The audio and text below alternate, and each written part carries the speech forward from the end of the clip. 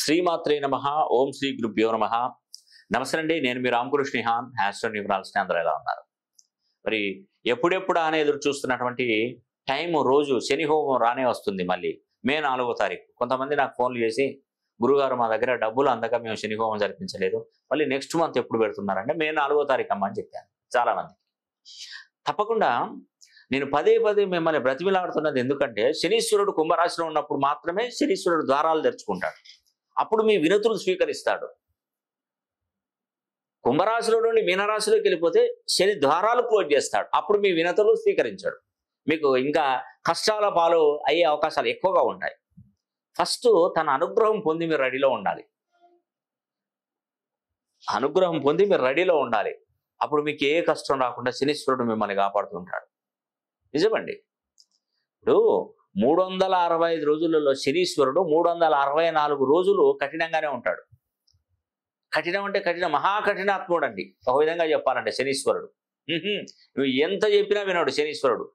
ఒకరోజు పరమశివుడు ఒక అతనికి రికమెండేషన్ చేశాడు. భూలోకంలో ఉన్నటువంటి ఒక మానవుడు పూజలు అతని తపస్సుకు మెచ్చి, నీకు వరం కావాలని, నాకు శని ప్రభావం ఉన్నది, నన్ను తప్పించాయి అని చెప్పేసి పరమశివుని వేరుకుంటాడా ఆ భక్తుడు. ఆ పరమశివుడు ఏం చేస్తాడు, శనీశ్వరుడు చెప్తాడు, ఇతను వదిలిపెట్టు, ఇక శని వదిలిపెట్టేసి నువ్వు అతన్ని పట్టుకోకు అని చెప్పేస్తే, అయ్యా నువ్వు చెప్పింది నేను వింటాను, నేను అతను వదిలేస్తాను, కానీ నేను ఈ సీట్లో కూర్చోను, నేను పక్కనే ఉంటాను, నువ్వు వచ్చి నా సీట్లో కూర్చొని, మీరే వచ్చి మా సీట్లో కూర్చొని అతనికి అనుగ్రహం ప్రకటించు. ఎందుకంటే ఈ చేరుకున్నటువంటి పవర్ మీకు తెలియాలి. ఫస్ట్ ఇక్కడ ధర్మం, న్యాయం అన్నీ కూడా ఒకే పాదం మీద నడుస్తాయి.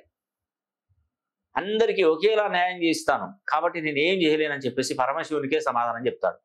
ఎవరు? శనీశ్వరుడు. అది 364 రోజులు అలా ఒక్కరోజు, ఆ ఒక్కరోజు మాత్రమే శని కుంభరాశిలోకి వచ్చినప్పుడు వినతులు స్వీకరిస్తాడు.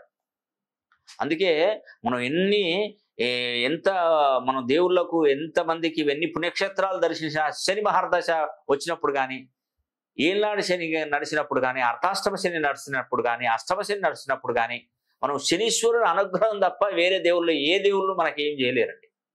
కాబట్టి ఆ యొక్క శని దేవుణ్ణే మనం అనుగ్రహం కోసమై మనం తప్పకుండా ఆ శని హోమం జరిపించుకుంటే మీకు మంచి జరుగుతుందండి. మీరు మా దగ్గరికి రానవసరం, గోత్రనామాలు పంపిస్తే ఆ వీడియో, ఆ శని హోమం జరిపించినటువంటి వీడియో కూడా మీకు అందజేస్తాను.